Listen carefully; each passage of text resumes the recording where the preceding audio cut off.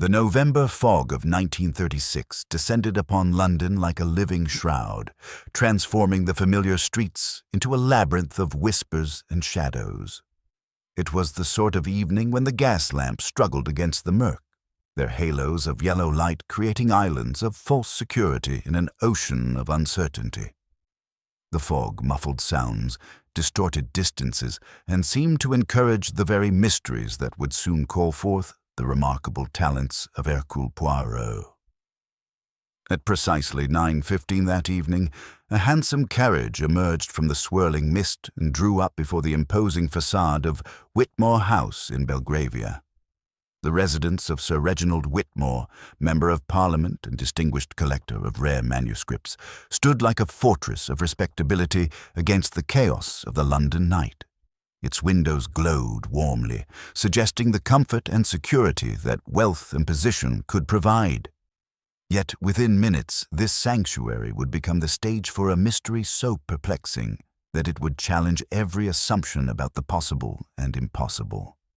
The arrival that should not have been James Wickham, the Whitmore family coachman for nearly 2 decades, brought his horses to a precise halt before the front steps. He was a man of methodical habits, trained by years of service to the exacting standards of the upper classes. Every evening for the past month, he had followed the same routine. Collect Miss Vivian Ashford from the Royal Opera House at 9 o'clock sharp, transport her through the fog-shrouded streets to Whitmore House, and deliver her safely to the front door where Sir Reginald's butler would be waiting. Miss Ashford was Sir Reginald's ward, a beautiful young woman of 24, whose inheritance of a substantial fortune from her late father had made her one of London's most sought-after heiresses.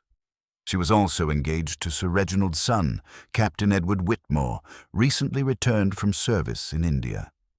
The engagement had been announced with great fanfare in the Times, though those who knew the family well whispered that the match was more a matter of financial necessity than romantic inclination. This evening had proceeded exactly as usual. Wickham had waited outside the Opera House as the audience emerged from a performance of La Traviata. Miss Ashford had appeared promptly at 9, wrapped in her distinctive burgundy velvet cloak with its ermine collar. She had accepted his assistance into the carriage with her customary gracious nod, and he had secured the door with the special lock that Sir Reginald insisted upon for all evening journeys, a precaution against the increasing boldness of London's criminal element. The journey through the fog-bound streets had taken longer than usual, but Wickham was accustomed to such delays. Twice during the trip, he had heard Miss Ashford tap on the roof of the carriage with her ivory-handled parasol, their agreed signal that all was well. He had responded each time with a reassuring call and had detected the faint scent of her distinctive perfume, a custom blend of jasmine and bergamot that she had specially made in Paris.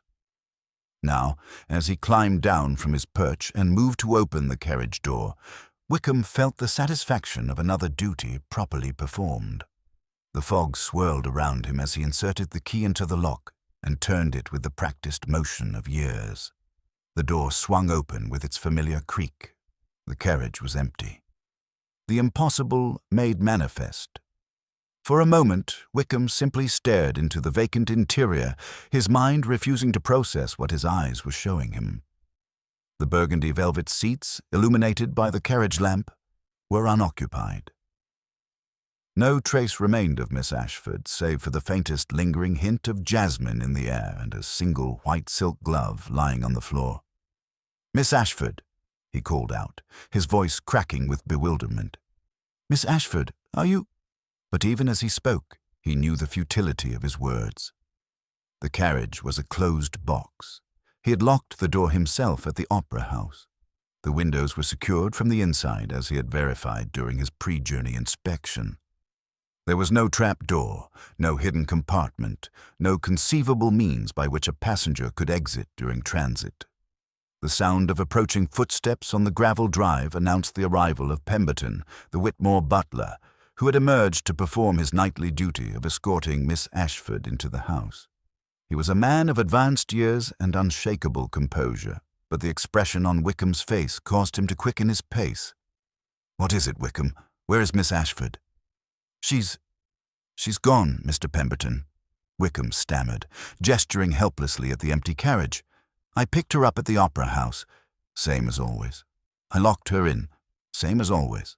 I heard her during the journey, but now—" Pemberton peered into the carriage interior, his trained eye taking in every detail. The seats were slightly warm, as if recently occupied. The window latches were secure. The door lock showed no signs of tampering, yet the carriage was indisputably empty. "This is impossible," Pemberton murmured, though his years of service had taught him that the impossible had a disturbing tendency to manifest itself in the most respectable households. "You're certain you collected Miss Ashford? You saw her enter the carriage?" "As certain as I am of my own name," Wickham replied. "She was wearing her burgundy cloak and carrying her beaded evening bag. She spoke to me, thanked me for waiting, as she always does. I helped her up the step myself." By now their conversation had attracted the attention of the household.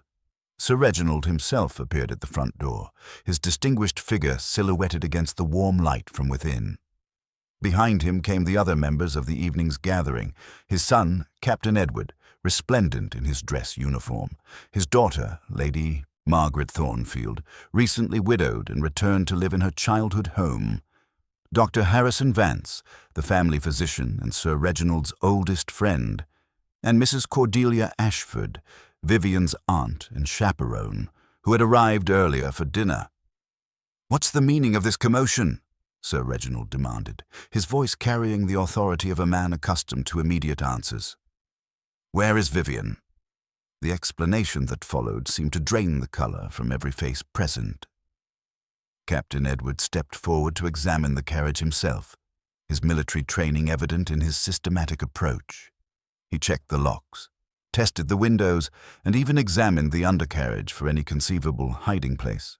His conclusion was as definitive as it was disturbing. "There's no rational explanation for this," he announced. "The carriage is secure. There's no way anyone could have left it during the journey, and yet she's gone," Lady Margaret finished, her voice tight with an emotion that might have been fear. "Vanished as if she never existed." Mrs. Ashford, who had remained silent during the examination, suddenly swayed on her feet. Dr. Vance moved quickly to support her, his medical instincts overriding the general bewilderment. "This is shock," he announced. "Mrs. Ashford should be taken inside immediately. We all should. Standing about in this fog will accomplish nothing." The summoning of the master.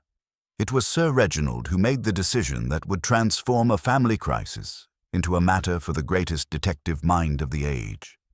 As the household gathered in the library, the fog pressing against the windows like curious fingers, he moved to his desk and began composing a telegram. "I'm sending for Hercule Poirot," he announced. "If anyone can solve this impossible mystery, it's him." "Poirot?" Captain Edward looked skeptical. "That little Belgian fellow?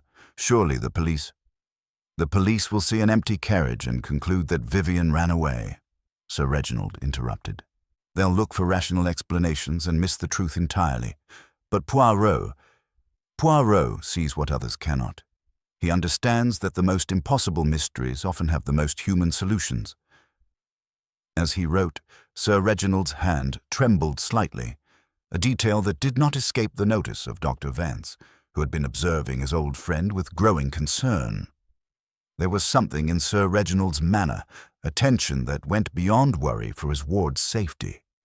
It was the tension of a man who feared that the past was about to catch up with him. The telegram was dispatched immediately. "Urgent, impossible disappearance.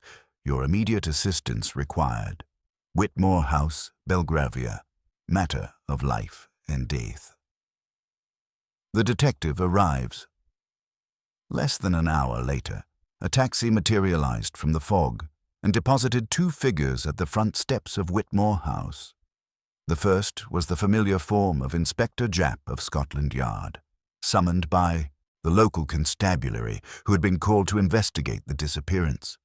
The second was a smaller, more precise figure whose very presence seemed to bring order to the chaos of the evening. Hercule Poirot stepped delicately from the taxi, his patent leather shoes clicking against the wet pavement. Despite the late hour and the urgency of the summons, he was immaculately dressed in a dark overcoat and silk scarf.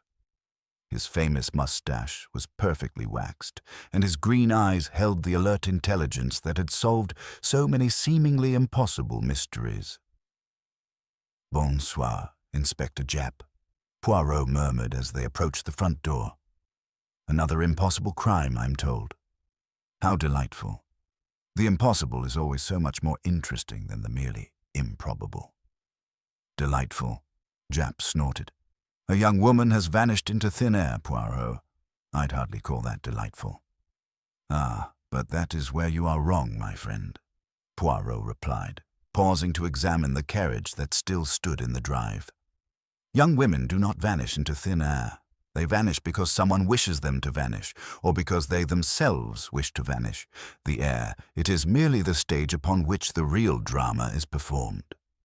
He moved around the carriage with the careful attention of a connoisseur examining a work of art. His fingers traced the doorframe, tested the lock mechanism, and explored every inch of the exterior. When he finally peered inside, his expression grew thoughtful. "Très intéressant," he murmured, withdrawing a magnifying glass from his pocket. "Inspector Japp, observe this carefully. The seat cushions bear the impression of recent occupation. The air still carries the faintest trace of jasmine perfume. And here," he pointed to a small scuff mark on the floor. The mark of a lady's boot heel, pressed with some force, as if in a moment of distress. "So she was in the carriage," Japp concluded. "But how did she get out?" "Ah, that is the question, is it not?" Poirot smiled, his eyes twinkling with the anticipation of a challenging puzzle. "But perhaps we are asking the wrong question. Perhaps we should ask, not how she got out, but why she needed to get out, and more importantly—" He paused, his gaze shifting to the windows of Whitmore House, where anxious faces peered out at them. Who among our assembled suspects wanted her to disappear badly enough to make the impossible happen? As they approached the front door, Poirot's keen eyes noted details that others had missed. The fresh scratches around the lock of the carriage door, the faint smell of chloroform that lingered despite the fog, and most tellingly, the single thread of burgundy velvet caught on the doorframe, a thread that suggested Miss Ashford's departure from the carriage had been neither voluntary nor gentle. The game, as the great detective well knew, was about to begin in earnest. And in the warm, well-appointed rooms of Whitmore House, a collection of suspects awaited his attention, each harboring secrets that would soon be exposed to the relentless light of his investigation. The carriage that arrived empty had brought with it a mystery that would test even Hercule Poirot's legendary powers of deduction. But as he stepped across the threshold of Whitmore House, his confidence remained unshaken. For in his experience, the most impossible mysteries invariably had the most human and most revealing solutions. The library of Whitmore House possessed the oppressive atmosphere of a courtroom awaiting verdict. Heavy velvet curtains shut out the November fog, while firelight cast dancing shadows across faces that revealed varying degrees of anxiety, guilt, and barely concealed hostility. As Hercule Poirot entered, followed by Inspector Japp, the assembled company turned with the collective tension of actors awaiting their cue. Poirot paused on the threshold, his keen eyes conducting a swift inventory of the room's occupants. Each face told a story, and he understood that first impressions, though often deceptive, provided valuable data for the methodical mind. The Belgian detective removed his overcoat with characteristic precision, handing it to Pemberton before claiming the center of the room with quiet authority. "Messieurs, mesdames," Poirot began, his accented English carrying clearly across the expansive space, "I regret that we meet under such distressing circumstances. However, time is precious, and the fog outside conceals many secrets. I must ask that you all remain seated while I make your acquaintance." Sir Reginald stepped forward, his distinguished features drawn with worry. "Poirot, thank you for coming so quickly. This is beyond comprehension. Vivian has simply vanished from a locked carriage. Nothing is beyond comprehension, Sir Reginald. Merely beyond our current understanding, Poirot replied diplomatically. Now, you will introduce me to those present. Captain Edward Whitmore stood by the fireplace, his military bearing evident despite the circumstances. He was perhaps 32, handsome in a conventional way, though Poirot detected a certain weakness around the mouth that suggested character less resolute than his bearing implied. Captain Whitmore, Sir Reginald announced. My son and Miss Ashford's fiancé. Ah, the fortunate bridegroom, Poirot observed, noting how the captain's jaw tightened at the description. You must be devastated by your beloved's disappearance. I am concerned, naturally, Edward replied stiffly, but hysteria accomplishes nothing. If Vivian has been taken, we must approach this logically. Taken from a locked carriage? Poirot's eyebrows rose slightly. Most intriguing. You assume kidnapping rather than voluntary departure? The question hung in the air as Poirot turned his attention to Lady Margaret Thornfield, who occupied a wing chair near the window. She was perhaps 28, dressed in mourning black that emphasized her pale complexion and severe beauty. Her husband's recent death had brought her back to her childhood home, and Poirot noted how her fingers twisted a lace handkerchief with mechanical precision. Lady Margaret shares our distress, of course, Sir Reginald continued. Vivienne was like a sister to her. Indeed, Poirot's gaze rested thoughtfully on the young widow. And you, madame, what is your opinion of this mysterious disappearance? I'm concerned for my father's health, Lady Margaret replied coolly. This shock could prove dangerous for him. Vivian's safety is naturally paramount, but we must also consider practical matters. Mrs. Cordelia Ashford sat rigidly on the sofa, her composure remarkable for someone whose niece had just vanished impossibly.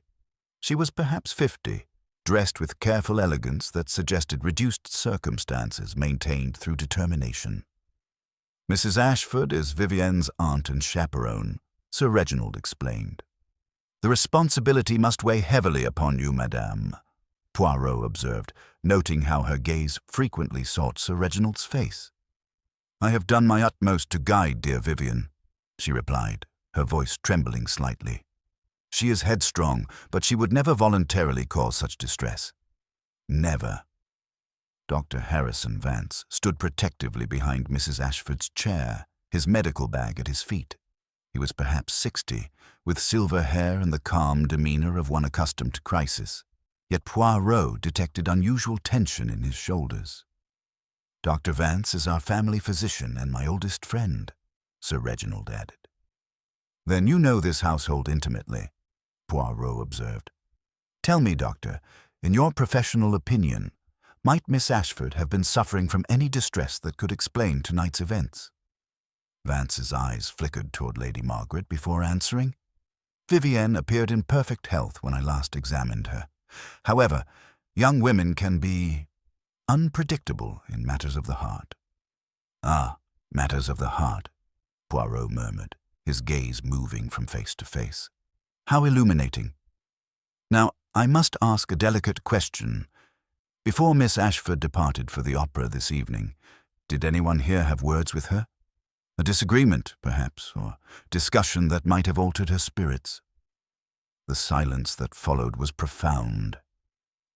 Captain Edward's eyes shifted toward his father. Lady Margaret looked down at her handkerchief. Mrs. Ashford opened her mouth, then closed it again. Dr. Vance cleared his throat uncomfortably. I perceive, Poirot said softly, that my question touches upon something significant. The carriage arrived empty, mes amis, but it did not become empty by magic. Someone in this room knows more than they have revealed. The fire crackled in the grate, and outside, the fog pressed against the windows, like curious fingers seeking entry to witness the unfolding drama within. Inspector Japp shifted uncomfortably, his practical mind struggling with the theatrical atmosphere that seemed to follow Poirot like a shadow. Right then, while you philosophize, I'll get some proper facts, starting with that coachman. May we, Inspector. Facts are indeed essential, Poirot agreed, adjusting his cufflinks with characteristic precision. But we must choose the correct facts and understand their significance. Come, let us interview Monsieur Wickham together. I find that first-hand testimony, properly examined, reveals more than a dozen theories. They found the coachman in the stable yard, his weathered face pale with distress, cap twisted between trembling fingers. The fog swirled around them as Poirot approached with courtly politeness. Monsieur Wickham, you have served this family faithfully for many years, n'est-ce pas? Tonight's events must be most disturbing.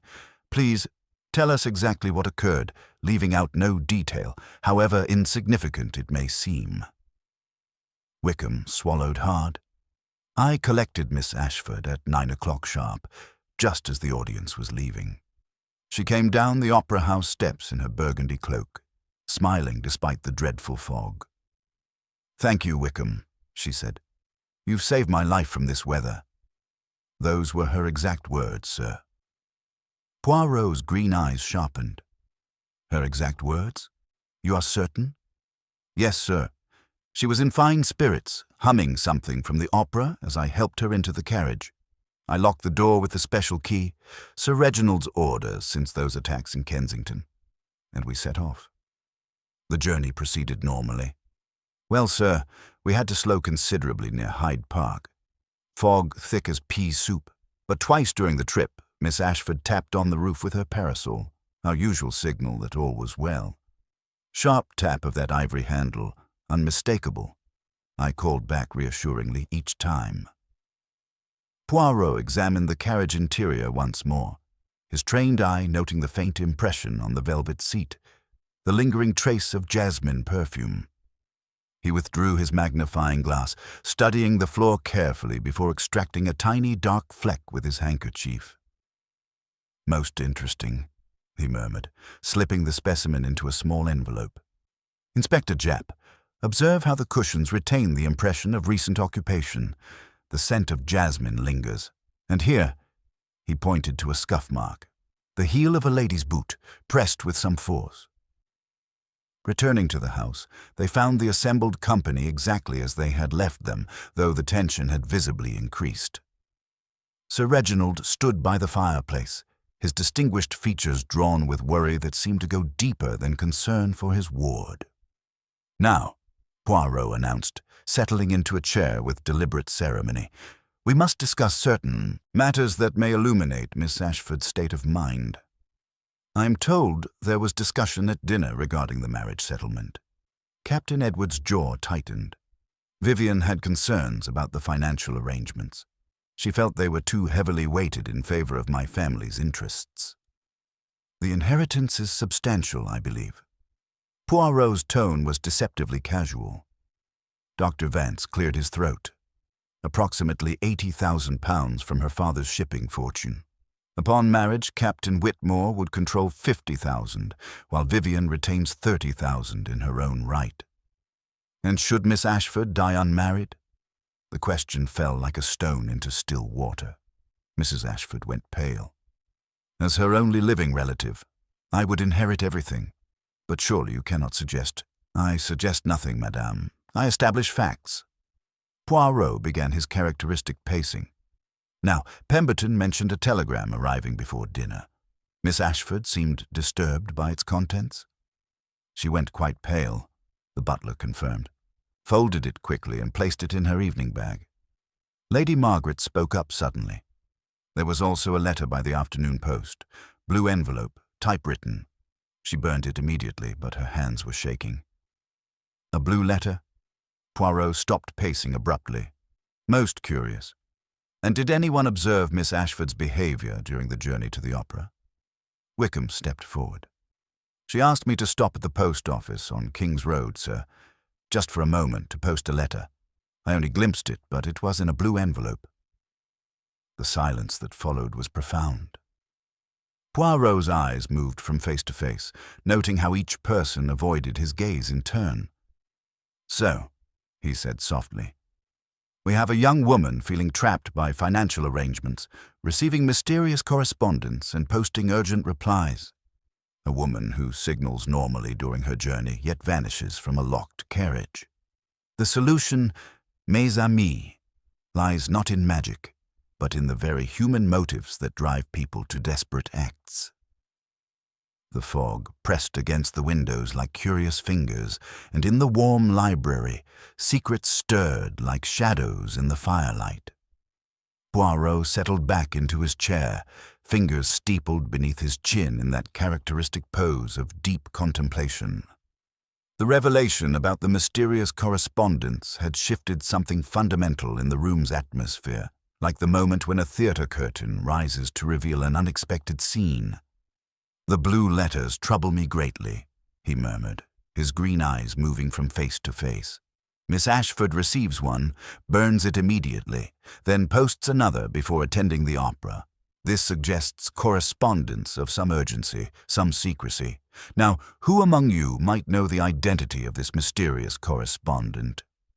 The silence stretched uncomfortably until Lady Margaret cleared her throat. "There was someone," she said reluctantly. "2 years ago, a man called Charles Davenport. He courted Vivian quite ardently." Sir Reginald's face darkened like a thundercloud. "That scoundrel has no place in this discussion. I forbade the match and sent him packing to America." "Ah, but did he stay in America?" Poirot inquired mildly. "Or might he have returned, drawn perhaps by news of Miss Ashford's impending marriage to another?" Mrs. Ashford gasped. "You think Charles has returned? But surely Vivian would have told me." "Would she?" Poirot interrupted gently. "A young woman forced into an unwelcome engagement, receiving secret letters, posting urgent replies. The pattern suggests clandestine communication with someone whose very presence would cause family upheaval." Inspector Japp leaned forward. "If this Davenport fellow is back in London and he's been corresponding with Miss Ashford, then we have our answer. Elopement. She met him at the opera, and they fled together." "From a locked carriage, Inspector?" Poirot's eyebrows rose. "Even lovers, they cannot defy the laws of physics. No, there is something more complex here." He turned to Captain Edward. "Tell me, monsieur, this marriage of yours to Miss Ashford, it was arranged for love or for more practical considerations?" The captain's jaw tightened. "I fail to see how that's relevant." "Everything is relevant when a woman vanishes mysteriously on the eve of her wedding." Poirot's voice carried quiet authority. "Come, we are all adults here. Was this a love match or a business arrangement?" Lady Margaret laughed bitterly. "Business, Mr. Poirot. Pure and simple. Edward needs Vivian's fortune to maintain his regiment and lifestyle. Father needs it to save the estate from bankruptcy. And Vivian—" She paused, her voice breaking slightly. "Vivian was trapped by duty and circumstance into accepting a marriage she never wanted." "Margaret!" Sir Reginald's voice cracked like a whip, but she continued defiantly. "It's true, Father. We all know it. Vivian was marrying Edward for his name and position. Edward was marrying Vivian for her £80,000. Love had nothing to do with it." The revelation hung in the air like smoke. Poirot nodded slowly, as if confirming a suspicion. So Miss Ashford felt trapped, corresponded secretly with a former suitor, and grew increasingly desperate as her wedding approached. The psychology, it becomes clearer. Suddenly, the front door knocker echoed through the house. Pemberton appeared moments later with a police constable whose face was flushed with excitement and exertion. "Inspector Japp, sir. We've made a discovery by Chelsea Embankment, a burgundy cloak with ermine trim and a beaded evening bag." There was a note pinned to the cloak. The room fell silent. Mrs. Ashford's hand flew to her throat. The constable consulted his notebook with trembling fingers. The note reads, "Forgive me. I cannot continue this charade. The river offers the only escape from a life of lies." "Suicide," Japp said heavily. "Poor girl couldn't face the marriage and took her own life." "Non." Poirot's voice cut through the despair like a blade. "This is too convenient, too theatrical. Consider, mes amis, why leave a locked carriage to walk to the river? Why not simply go directly there? And this note, charade, life of lies, These are the words of someone creating a performance, not someone genuinely contemplating self-destruction. He stood and began his characteristic pacing. We are being told a story, carefully constructed to lead us to a specific conclusion. But the story has flaws. The timing is wrong. The method is unnecessarily complex. And most tellingly, there is no body. His eyes gleamed with growing understanding. Someone wanted Miss Ashford to disappear, but not necessarily to die. Someone who understood her desperation, her secret correspondence, her desire to escape. Someone who could use these elements to construct an elaborate deception. The fog pressed against the windows like curious spectators, and in the warm library, the truth began to stir. Inspector Japp closed his notebook with the satisfied snap of a man who believed he had witnessed the resolution of a tragic but straightforward case. "Well, that settles it then," he declared, gesturing toward the suicide note. Desperate young woman, forced marriage, old flame back in the picture. Classic case of romantic despair. We'll drag the Thames at first light, though I suspect we know what we'll find. The assembled company seemed to exhale collectively, as though Japp's pronouncement had lifted some terrible weight from their shoulders. Sir Reginald sank heavily into his chair, covering his face with trembling hands. Mrs. Ashford dabbed at her eyes with a lace handkerchief, though her grief seemed oddly restrained, almost practiced. Captain Edward stood rigidly by the fireplace, his expression unreadable, a curious mixture of what might have been relief and uncertainty. "Non, non, mon ami," Poirot interjected quietly, his accented voice cutting through the atmosphere of resigned tragedy. "I fear you rushed too quickly toward the convenient conclusion. Consider the psychology, if you please. A young woman of intelligence and spirit, faced with an unwelcome marriage, receives mysterious correspondence that clearly offers some alternative. Does such a person choose the melodramatic gesture of suicide? Or does she choose escape?" He began his characteristic pacing, hands clasped behind his back. "The note troubles me greatly. Charade, life of lies. These are theatrical phrases, the language of someone creating a performance rather than expressing genuine despair. And the logistics, they are absurd. Why leave a locked carriage to walk through fog to the river? Why not simply disappear from the opera house itself?" Lady Margaret looked up from her contemplation of the fire. "You believe she's still alive?" "I believe, madame, that someone wishes us to think her dead while she accomplishes something quite different elsewhere." Poirot's green eyes moved from face to face. "Tell me, Dr. Vance, you have known Miss Ashford since childhood. Did she ever express suicidal thoughts? Any indication of such profound despair?"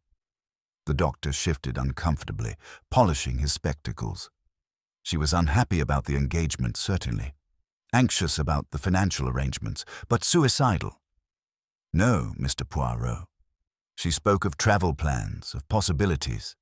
She had a resilience, a determination to find her own path." "Precisely. A resilient woman does not choose the river. She chooses alternatives." Poirot paused before Sir Reginald. "Now, these financial arrangements Dr. Vance mentioned. Perhaps you could enlighten us about the precise terms of Miss Ashford's inheritance." Sir Reginald's hands trembled as he spoke. "Upon marriage to Edward, my son would control £50,000 of her £80,000 inheritance. The remaining £30,000 would remain in Vivian's name. And if Miss Ashford were to die unmarried—" Mrs. Ashford went pale. "As her only living relative, I would inherit everything. But there was a provision in her father's will. If she died within 6 months of his death, the fortune would revert to his business partners." "And when did Monsieur Ashford die?" 7 months ago, Mrs. Ashford whispered. "The provision expired 5 weeks ago." Poirot's eyes gleamed with understanding. "So now, if Miss Ashford dies, Mrs. Ashford inherits £80,000. A considerable sum for a woman of modest circumstances." Before anyone could respond, the telephone rang sharply in the hall. Pemberton answered, then appeared in the doorway with an expression of barely concealed excitement.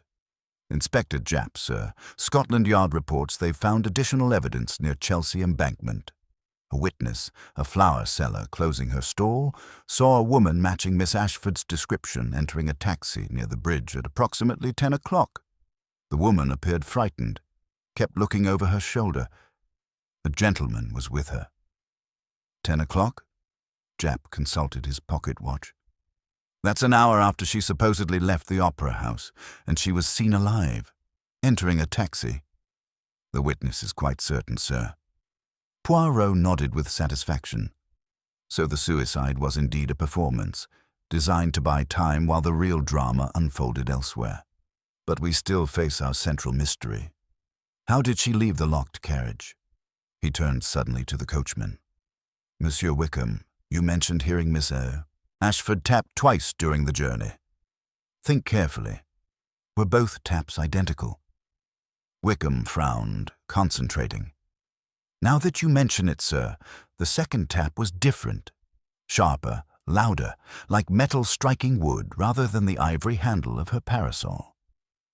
Metal striking wood, Poirot repeated thoughtfully. And this carriage door, it locks automatically when closed, but can be opened from inside. Only with the master key, sir. Sir Reginald has one, I have one, and there's a spare kept in the library, safe. Poirot's attention shifted to the heavy iron safe in the corner. Might we examine this spare key, purely for our satisfaction? Sir Reginald's hands shook as he worked the combination. The heavy door swung open and he reached into the small drawer where the key was kept. His hand emerged empty, his face ashen with shock. It's gone, he whispered, staring at his empty palm. The spare key has been taken. The revelation fell upon the room like a thunderclap. Poirot allowed the implications to settle before speaking, his voice carrying quiet authority. So, mes amis, we have our answer to the impossible mystery. Miss Ashford did not vanish by magic. She was provided with the means of escape by someone in this very house. Someone who had access to the safe, who knew the carriage routine, who could coordinate the precise timing required for this deception. His gaze swept over the assembled suspects. The carriage was not a prison. It was a magician's cabinet, designed to make a lady disappear. But every magic trick requires an assistant, and that assistant is here, in this room, watching us even now. The fog pressed against the windows like curious spectators, while inside Whitmore House, the truth began to crystallize in the brilliant mind of Hercule Poirot. The silence that followed Poirot's pronouncement stretched taut as a violin string, each person in the room suddenly conscious of being observed, evaluated, and found potentially wanting.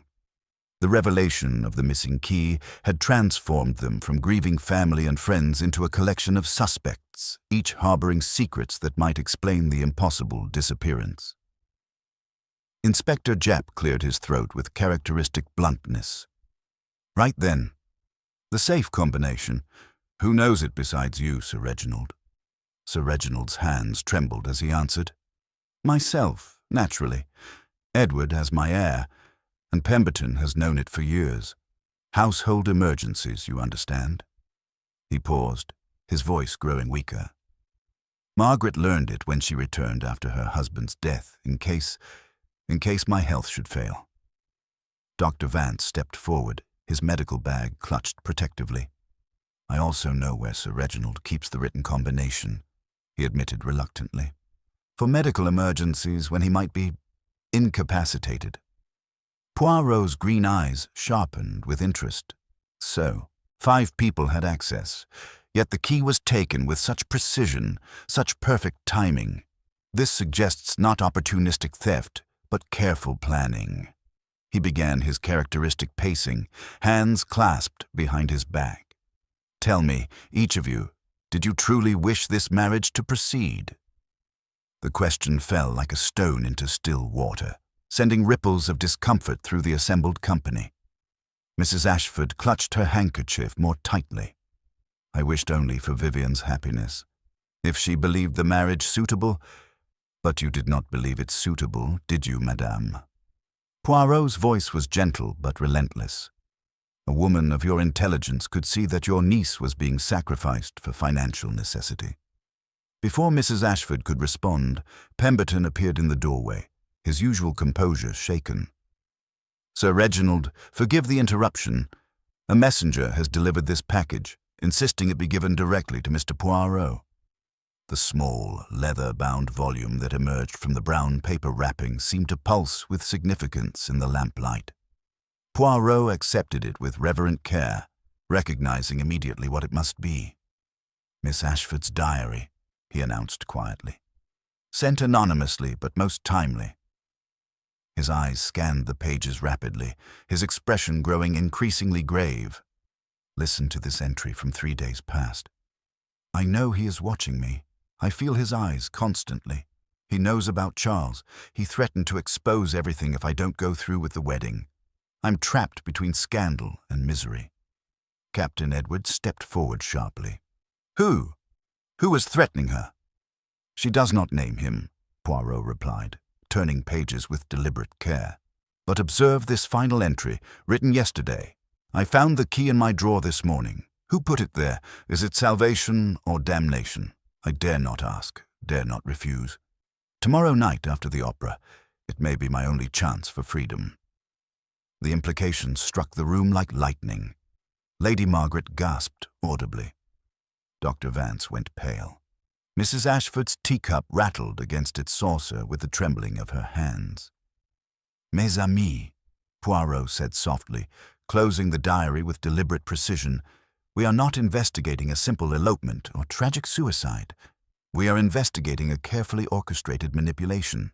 Someone in this house planted that key for Miss Ashford to find. Someone guided her toward that carriage, knowing exactly what would happen when she used it."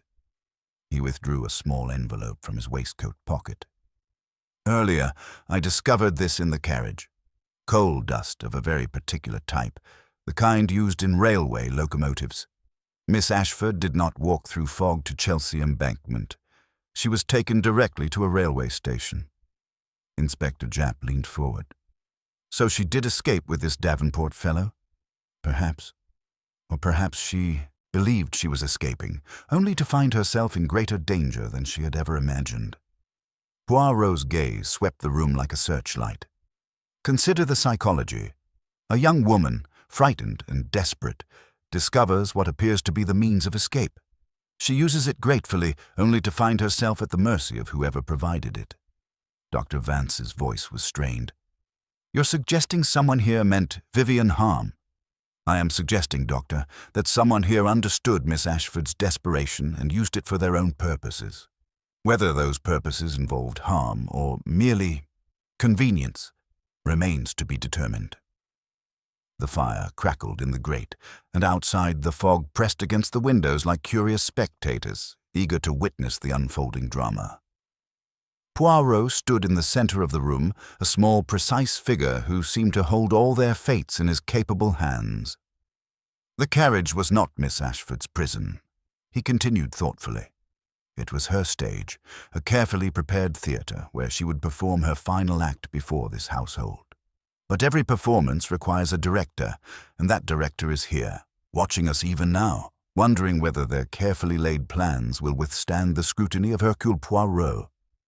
His eyes moved from face to face, noting the subtle signs of guilt, fear, and calculation that no amount of breeding or social position could entirely conceal.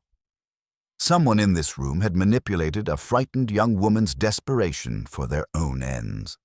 And before the night was through, Poirot intended to expose exactly who that someone was, and what had become of Miss Vivian Ashford in the fog-shrouded streets of London. The psychological game had begun in earnest, and the master detective was preparing to make his next decisive move. The grandfather clock struck midnight with deliberate precision, its chimes echoing through Whitmore House like a funeral bell. Poirot stood motionless in the center of the library, his green eyes cataloguing every nervous gesture, every averted gaze among the assembled suspects. The fog pressed against the windows with increasing density, as though the very night conspired to keep their secrets hidden. "Inspector Japp," Poirot announced suddenly, "the time has come for individual conversations. In groups, people find courage in numbers, but alone. Alone, alone, the truth has a way of emerging.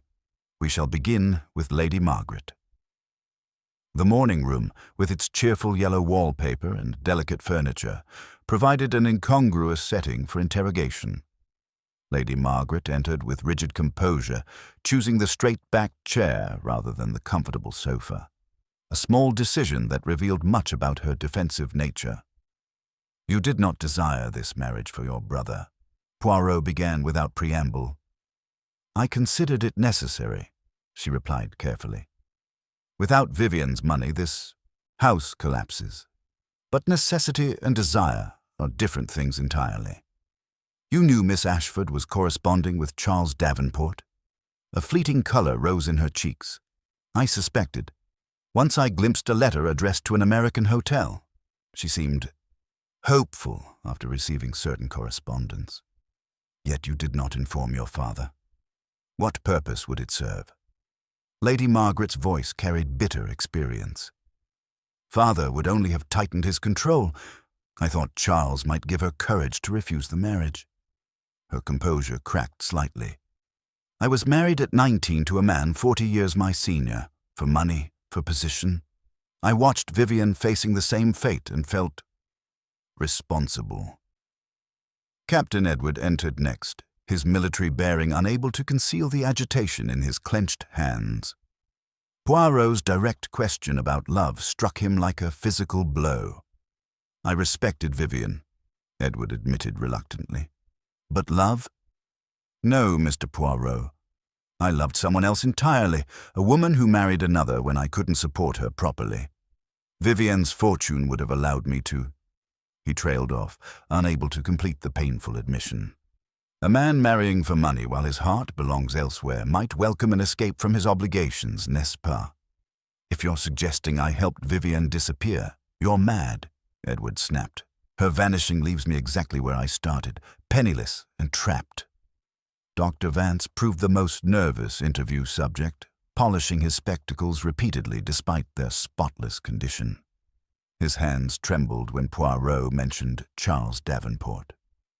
"Charles was unsuitable," Vance said quickly. "Charming, but penniless, with gambling debts. Sir Reginald was right to send him away." "Yet you seem troubled by something more than professional concern for your patient's health, Doctor." Before Vance could respond, the telephone rang sharply. Pemberton appeared moments later, his face drained of color. "Inspector Japp, sir. Victoria Station reports a significant discovery. At 9:45 this evening, a woman matching Miss Ashford's description deposited a trunk in the left luggage office. The clerk remembered her distress, how she kept checking the station clock." "The contents?" Japp demanded. "Personal effects, jewelry, and an envelope containing £1,000 in banknotes." The revelation struck the room like lightning. Sir Reginald gasped, clutching his chest. Where would she obtain such a sum? "Her funds are held in trust until marriage." Poirot moved deliberately toward the safe. "Perhaps we should examine this safe more thoroughly, Sir Reginald." With trembling fingers, the old man worked the combination. The heavy door revealed neat stacks of papers and an conspicuously empty space on the bottom shelf. "The household emergency fund," Sir Reginald whispered. "I kept perhaps £300 there for contingencies." "Précisément," Poirot murmured, his eyes gleaming with understanding. "Someone provided Miss Ashford with funds to facilitate her disappearance. £1,000, a fortune sufficient to start a new life anywhere in the world." He began his characteristic pacing, each step measured and deliberate. "We have our pattern now, mes amis. A desperate young woman receives mysterious correspondence, discovers a key in her drawer, finds money waiting at the station. It is almost too perfect, too carefully orchestrated." His gaze settled on Mrs. Ashford, who had remained silent throughout the revelations. "Madame, £1,000 represents a small investment for someone expecting to inherit £80,000, does it not? How dare you suggest—" Dr. Vance stepped forward protectively. I suggest only that we consider all possibilities, Poirot replied calmly. Someone wanted Miss Ashford gone badly enough to pay handsomely for the privilege. The question remains, was this an act of mercy or something far more sinister? The fog pressed against the windows like curious spectators, while somewhere in the night the truth waited to be unveiled by the brilliant mind of Hercule Poirot. Dawn crept reluctantly through the fog-shrouded windows of Whitmore House, casting pale grey light across the library, where Hercule Poirot had spent the sleepless hours in methodical contemplation. His notes lay arranged with mathematical precision across the mahogany desk. Diagrams, timelines, and observations that painted an increasingly disturbing picture of calculated deception. Inspector Japp found him there at 6 o'clock, still immaculately dressed despite the long night, his green eyes bright with the intensity of a mind approaching crucial understanding. "Any progress, Poirot?" Japp asked, accepting coffee from the ever-dutiful Pemberton.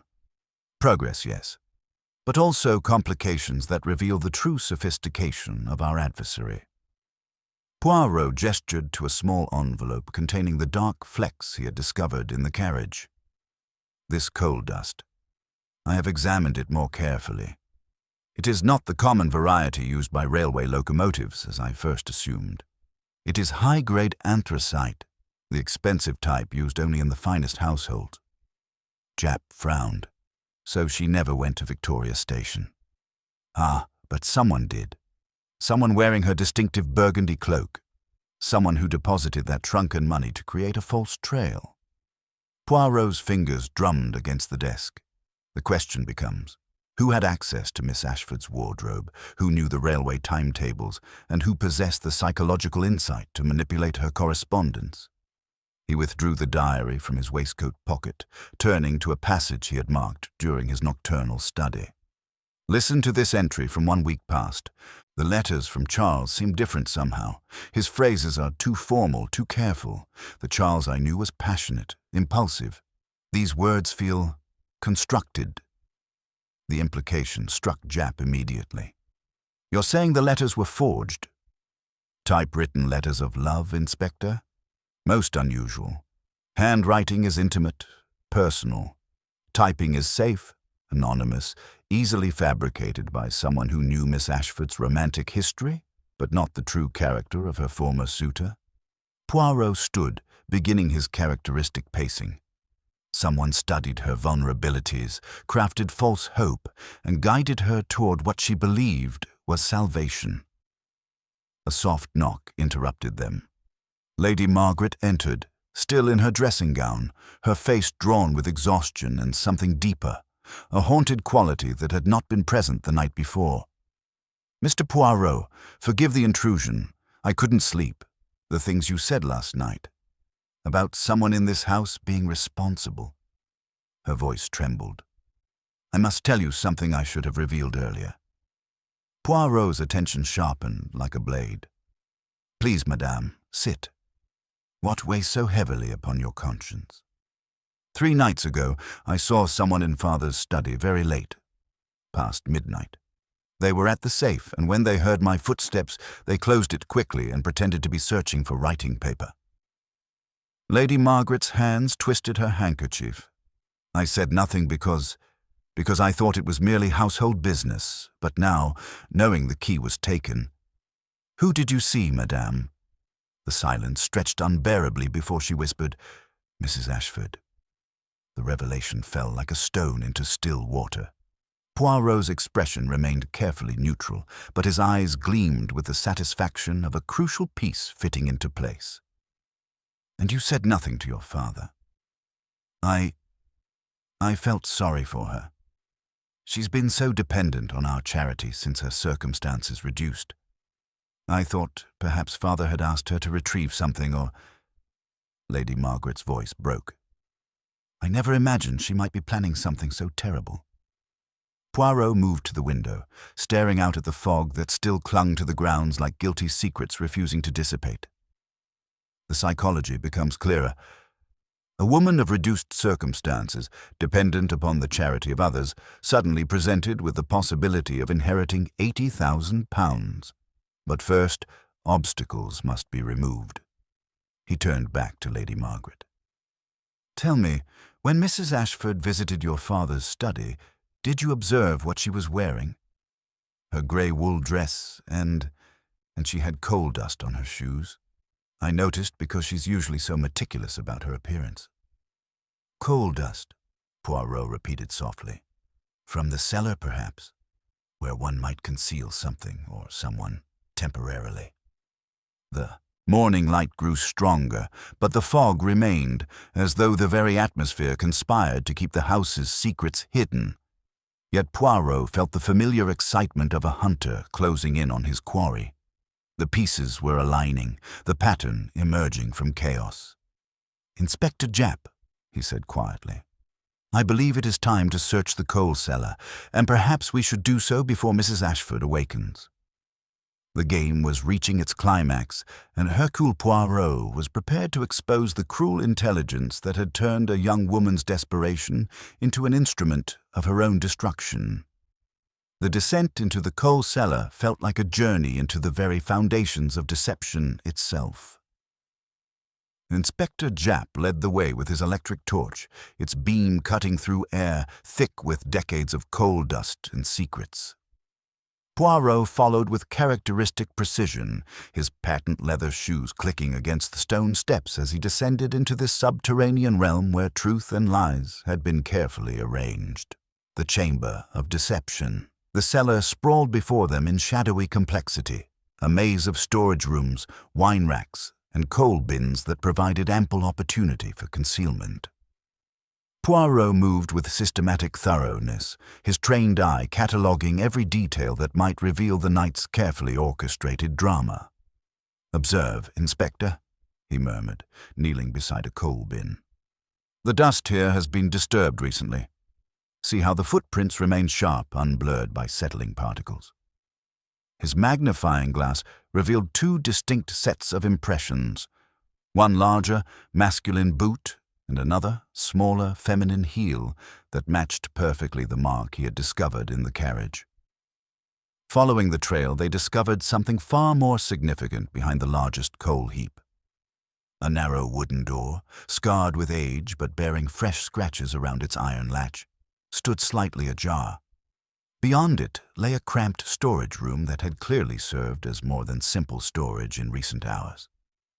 "Mon Dieu," Poirot breathed, examining the small chamber. A camp bed occupied one corner, still bearing the impression of recent use. A water jug sat on a wooden crate, and most tellingly, a burgundy velvet cloak lay crumpled in the shadows. Not Miss Ashford's original, but a carefully crafted duplicate. The architect's workshop. Inspector Japp lifted the false cloak with growing excitement. Different lining, cheaper fur trim. Someone had this made specifically for the deception. Indeed. And observe this. Poirot indicated a collection of items arranged with theatrical precision. Typewritten letters on blue paper, a lady's evening shoe with coal dust on the sole, and most disturbing of all, a dress bearing dark stains that might have been blood to casual observation. He brought the stained fabric to his nose, his expression growing thoughtful. "Animal blood, Inspector. Pig's blood, I would venture, applied with deliberate care to suggest violence where none occurred. Our architect of deception understands the power of visual suggestion." The psychological portrait was becoming clearer with each discovery. Someone had prepared this chamber as both prison and staging ground, a place where Miss Ashford could be held temporarily while false evidence was arranged above. The door led directly to the mews lane behind the house, providing perfect concealment for moving her to the next phase of the plan. The interruption. Their investigation was interrupted by hurried footsteps on the cellar stairs. Dr. Vance appeared, his medical bag clutched tightly, his face pale in the torchlight. His explanation for joining them, concern for their safety in the dusty cellar, rang hollow in the confined space. "Doctor," Poirot said quietly, When you retrieved those medical journals for Mrs. Ashford 3 nights ago, did you notice this room?" Vance's hands trembled as he examined the evidence. "I saw nothing unusual. Mrs. Ashford simply asked me to fetch some old texts that Sir Reginald had stored down here." "How convenient that you should establish your presence in the cellar days before Miss Ashford's disappearance. Almost as if someone wished to ensure you would be a natural suspect when this evidence was discovered." Before Vance could respond, Pemberton's voice echoed down the stairwell, tight with urgency. "Mr. Poirot, Inspector, you must come immediately. There's been a development." The web of financial desperation. They found the household assembled in the library, where the morning light revealed faces drawn with new anxiety. Mrs. Ashford sat rigidly in her chair, her composure finally cracking under the weight of accumulated deceptions. "The gambling debts," she whispered, before anyone could speak. "I took money from the safe. £50 for bridge debts. I was desperate. Reginald discovered my losses." Her arthritic hands shook as she held them out. "But I never touched the key. These fingers can barely hold a pen, let alone operate a typewriter." Poirot studied her hands with clinical interest. "Indeed, madame. The forged letters to Miss Ashford required considerable typing skill. Someone else crafted those false promises from Charles Davenport." He turned to Dr. Vance, whose medical composure was rapidly dissolving. "Doctor, you mentioned yesterday that Miss Ashford's inheritance would have reverted to business partners if she had died within 6 months of her father's death. You were remarkably precise about the timeline." "It was common knowledge." "Was it?" "I have made inquiries, Doctor. The late Mr. Ashford's shipping firm had several silent partners, but one name appears prominently in the registry, Dr. Harrison Vance. If Miss Ashford had died 5 weeks ago, you would have inherited a substantial portion of her £80,000. The silence that followed was profound. Dr. Vance stood slowly, his face ashen with the realization that his carefully constructed plan was unraveling under Poirot's relentless logic. The psychology of manipulation. "You needed an accomplice inside the house," Poirot continued with quiet authority. "Someone desperate enough to steal the key, to help move Miss Ashford from carriage to cellar. Mrs. Ashford's gambling debts made her vulnerable to manipulation, but her physical limitations meant she could not have acted alone." His gaze moved systematically around the room, noting how each person avoided his penetrating stare. "The beauty of your plan, Doctor, lay in its psychological sophistication. You understood Miss Ashford's desperation, her romantic history, her desire for escape. You crafted false hope in the form of typewritten letters, provided her with the means of apparent escape, then used her disappearance to stage an elaborate suicide." The fog outside had begun to lift, allowing pale morning sunlight to filter through the windows. In that growing illumination, Poirot prepared to expose the final, darkest element of the deception that had transformed a young woman's quest for freedom into an instrument of her own destruction. But there was one element you did not anticipate, Doctor. Miss Ashford was not content to remain a passive victim. Even in her desperation, she retained the intelligence to leave clues. Clues that would ultimately expose not just your manipulation, but the identity of your true accomplice. The game was approaching its climax, and Hercule Poirot stood ready to reveal the complete architecture of deception that had turned Whitmore House into a stage for the cruelest kind of psychological manipulation. The morning light streaming through the library windows of Whitmore House seemed to strip away the last vestiges of deception, illuminating faces drawn with exhaustion and the terrible anticipation of truth. Hercule Poirot stood before the assembled company with the quiet authority of a judge preparing to deliver verdict, his green eyes moving methodically from face to face as he arranged his final revelations with characteristic precision. The architecture of deception revealed. "Mesdames et messieurs," Poirot began, his accented voice carrying clearly through the heavy silence. "We have lived these past hours within a carefully constructed lie. a lie so sophisticated that it required not one architect, but two.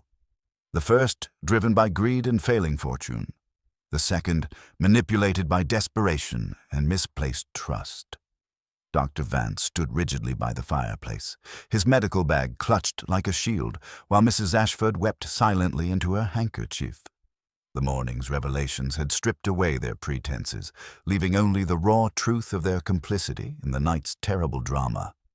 The impossible disappearance from a locked carriage, Poirot continued, beginning his characteristic pacing, was never impossible at all. It was merely theatre, elaborate, carefully timed theatre designed to convince us that Miss Ashford had vanished by supernatural means. But there is nothing supernatural about human greed, nothing mystical about psychological manipulation. He paused before Dr. Vance, studying the man's haggard features with clinical detachment. You understood Miss Ashford's psychology perfectly, Doctor. A young woman trapped in an unwelcome engagement, yearning for escape, vulnerable to the promise of romantic rescue. You crafted those typewritten letters from Charles Davenport with surgical precision, each phrase calculated to offer hope while concealing the trap you were constructing. The methodical unraveling. But let us examine your methodology step by step, Poirot said, withdrawing his notebook with ceremonial precision. First, you identified Mrs. Ashford's gambling debts, her weakness, her shame, her desperate need for financial relief. You offered to pay those debts in exchange for small services, retrieving the spare carriage key from the safe, leaving it where Miss Ashford would find it, creating the impression of mysterious assistance. Mrs. Ashford's sobs intensified, but she did not deny the accusation. Her silence spoke more eloquently than any confession. Second, you prepared your stage with meticulous care. The carriage house loft, soundproof, isolated, accessible from the main house without being observed from the street. You told Sir Reginald it was for storing medical supplies, did you not? A perfectly reasonable explanation for your frequent visits to prepare the chamber. Sir Reginald's face went ashen. The loft. I gave you the key myself. You said you needed secure storage for sensitive medications. Précisément. And what more sensitive medication than the chloral hydrate you administered to Miss Ashford before her departure for the opera? Under the guise of treating her pre-wedding nerves, you began the sedation that would render her helpless during the crucial moments of your deception. The impossible, made logical Poirot moved to the center of the room, his hands gesturing with the precision of a conductor orchestrating a complex symphony. Now we come to the mechanics of the impossible. Miss Ashford, already drugged but fighting the effects, entered the carriage as usual. She carried the key you had arranged for her to find, believing it was her salvation. During the journey through the fog, when the carriage slowed near Hyde Park, not due to traffic, but by prearrangement, she used that key to open the door. Inspector Japp leaned forward intently, but Wickham heard her tapping on the roof during the journey. How do you explain that? Ah, the tapping, most significant. The first tap was indeed Miss Ashford's ivory parasol, her usual signal that all was well. But the second tap, which Wickham noted was different, sharper, more metallic, that was her desperate attempt to summon help as the chloral hydrate took effect. She struck the roof with her evening bag's metal clasp, fighting unconsciousness, trying to alert the coachman to her distress. The psychological portrait was becoming clearer with each revelation. Poirot's voice grew softer, more compelling as he continued his methodical destruction of the elaborate lie. When the carriage door opened in the fog, Miss Ashford found not Charles Davenport waiting as your letters had promised, but your hired accomplice. Too drugged to resist effectively, she was transferred to your medical carriage and taken directly to the prepared loft. Meanwhile, Mrs. Ashford, wearing Miss Ashford's distinctive burgundy cloak, took her place in the locked carriage for the remainder of the journey to Whitmore House. The psychological manipulation. Exposed, but your cruelest manipulation, Doctor, was psychological. You understood that Miss Ashford's romantic nature would make her vulnerable to the promise of rescue by a lost love. You studied her correspondence, learned her intimate secrets, then used that knowledge to craft letters that would lead her willingly into your trap. He withdrew a sheet of blue paper from his pocket. These typewritten letters, supposedly from Charles Davenport, contained phrases no passionate lover would use. "I remain your devoted correspondent." Such formal language from a man who once wrote poetry on her handkerchief.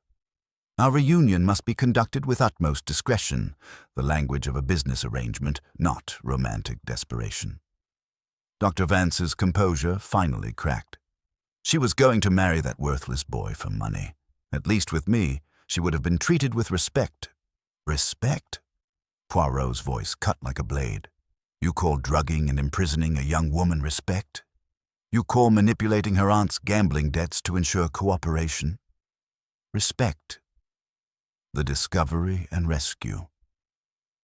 As if summoned by the intensity of the revelation, Pemberton appeared in the doorway with news that transformed the morning's tension into relief. "Mr. Poirot, Inspector Japp, the constables have found Miss Ashford in the Carriage House loft, exactly as you predicted. She's unconscious but breathing. Dr. Morrison from St. Bartholomew's is attending to her now." The collective exhale of relief was audible throughout the room. Sir Reginald collapsed into his chair, tears streaming down his distinguished features.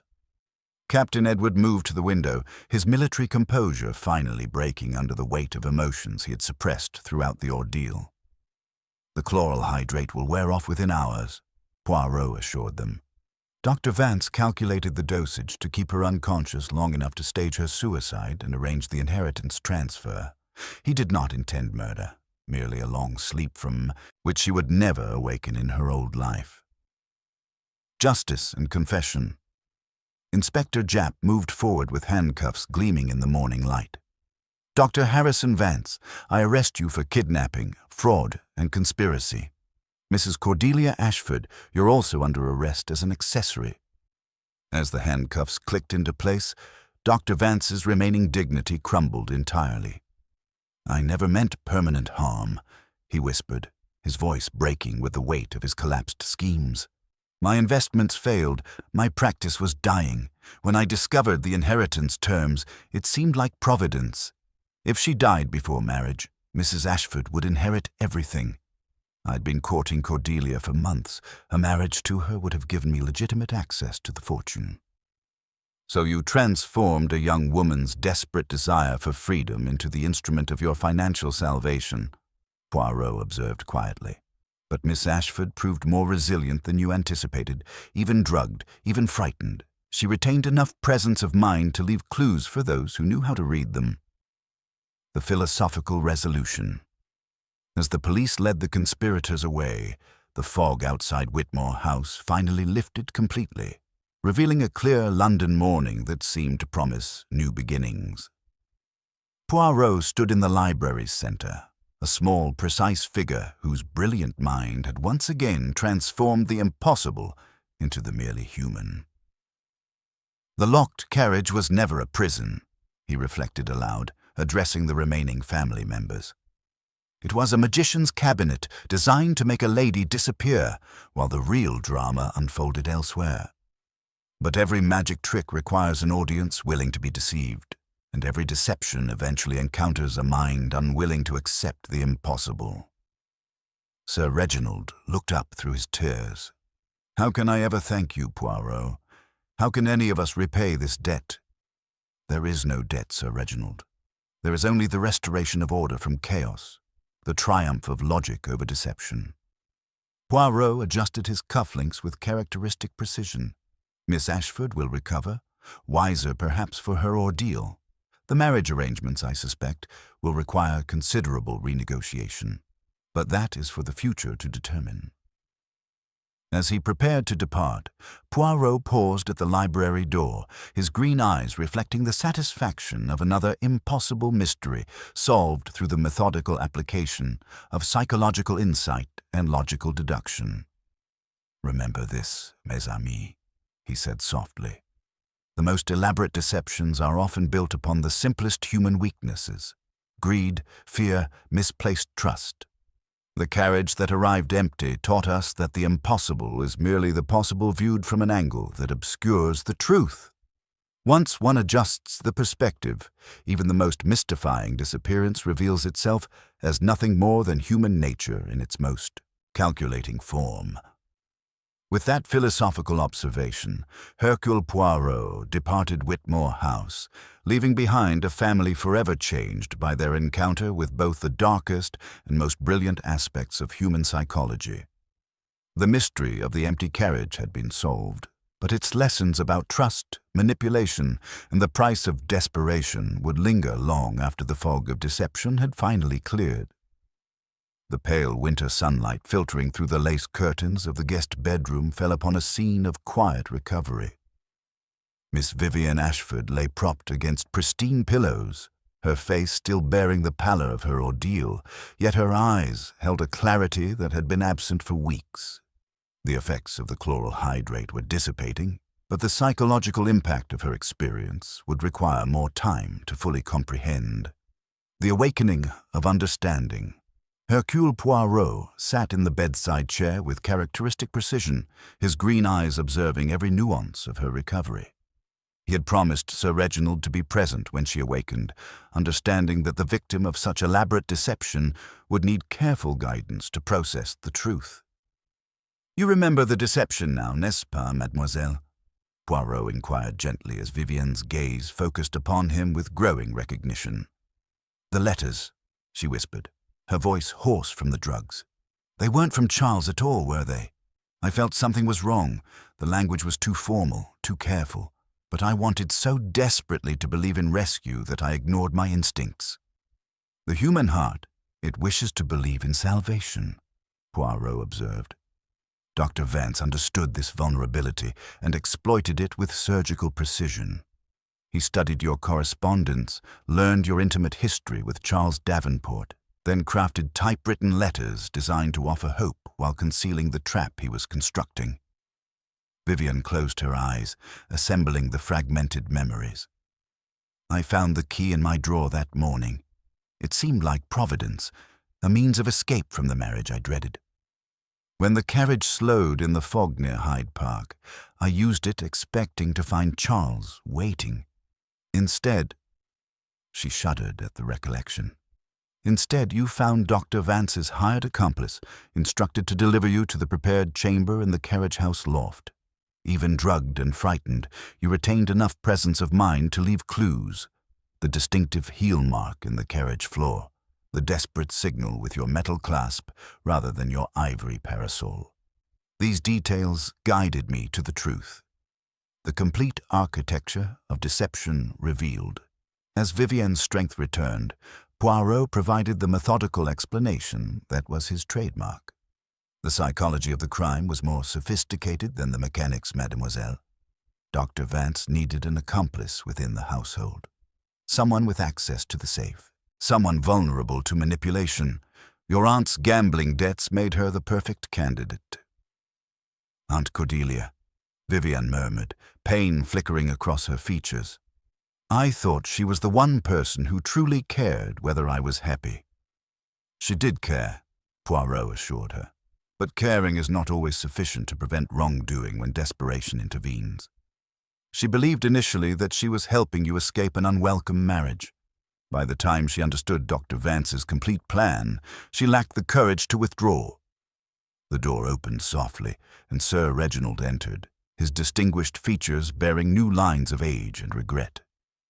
Behind him came Captain Edward and Lady Margaret, their faces reflecting the complex emotions of relief, guilt, and uncertain hope. "Vivian, my dear child," Sir Reginald began, his voice trembling with emotion. "Can you ever forgive this old fool? I was so consumed by saving this house, preserving our family name, that I failed to see the wolves at my door." The resolution of hearts and obligations. Vivian studied the assembled faces with new clarity, seeing perhaps for the first time the individuals behind their social roles and financial obligations. "There is nothing to forgive, uncle. We were all trapped in the same cage of circumstance, but the cage is open now." She turned to Captain Edward with a faint, sad smile that held no bitterness. Go to her, Edward. Go to your Elizabeth.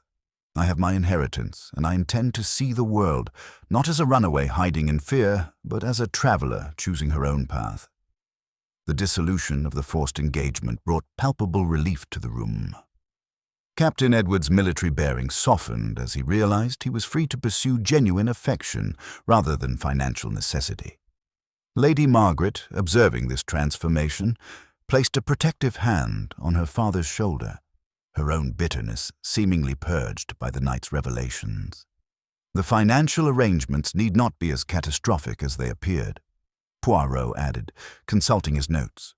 Inspector Japp's examination of Dr. Vance's manipulation reveals that he falsified the extent of the estate's debts to increase pressure for the marriage. The situation, while serious, is far from hopeless. Justice and consequence. Inspector Japp appeared in the doorway, his practical face bearing satisfaction. The legal proceedings are straightforward, Poirot. Dr. Vance has confessed to the entire conspiracy, the forged letters, the drugging, the elaborate staging of the suicide. He'll spend considerable time contemplating his choices in prison. And Mrs. Ashford. Her cooperation and genuine remorse will likely result in a lighter sentence. She was manipulated almost as thoroughly as Miss Ashford herself, though her weakness made her complicit in the crime. The philosophical departure. As afternoon light deepened toward evening, Hercule Poirot prepared to take his leave. The household had been transformed by truth's harsh illumination, relationships redefined, obligations reconsidered, futures reimagined based on choice rather than compulsion. The carriage that arrived empty, he reflected, addressing the assembled family, taught us profound lessons about human nature. We learned that desperation makes people vulnerable to manipulation, that greed can transform trusted friends into dangerous enemies, and that the most elaborate deceptions often exploit our deepest desires for freedom and love. He moved toward the door, then paused for his characteristic final observation. But we also learned that courage persists even under chemical sedation, that truth eventually illuminates the darkest deceptions, and that the greatest mysteries are solved not through physical evidence alone, but through understanding the psychology that drives human behavior. Vivienne rose from her chair with returning strength, crossing to where Poirot stood. What will become of us now? The scandal, the broken engagement, the exposure of our struggles. Poirot's smile held genuine warmth. Mademoiselle, you have been given a rare gift, the opportunity to choose your own future rather than accepting one imposed by others. Whether that future includes new relationships built on genuine affection, or adventures in distant lands, or some entirely different path, the choice is yours alone. The final wisdom. As Hercule Poirot descended the steps of Whitmore House into the clear London evening, the fog that had shrouded the mystery had dissipated completely, leaving the world sharp and clean in the winter air. Behind him, a household began the difficult work of rebuilding trust and redefining relationships based on truth rather than financial necessity. The mystery of the carriage that arrived empty had been solved through the methodical application of psychological insight and logical deduction. But more importantly, it had revealed that the greatest mysteries often involve not the mechanics of impossible crimes, but the complex motivations of human hearts trapped between duty and desire, between obligation and freedom. The carriage had arrived empty, but the human lives it represented need not remain so. Truth, like the sun burning through fog, had finally illuminated the path forward, toward genuine choice, authentic relationships, and the freedom that comes only when one refuses to accept the impossible as inevitable. Hercule Poirot walked into the evening with his characteristic precision, his little grey cells already contemplating the next puzzle that would require his unique talents. For in a world where human nature remained constant in its capacity for both deception and courage, there would always be mysteries waiting to be solved by one who understood that the impossible was merely the possible viewed from an angle that temporarily obscured the truth.